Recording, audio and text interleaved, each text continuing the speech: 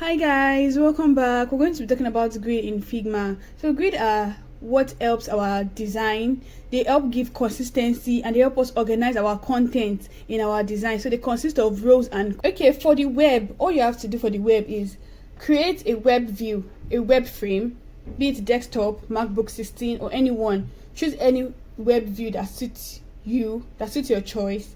Then the same way we created the mobile grid is the same way we're going to create the web grid. So all you have to do is go to the right panel, click on the plus by the layout grid, then it shows grid. So you come to this grid icon here, the icon in front of the grid, click on that, then it takes you to a modal that shows grid and a drop down. Click on that drop down, you'll see columns and rows.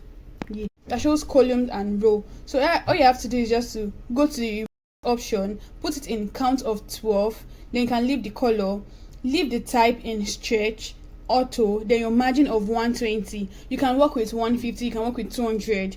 Then your gutter should be 16.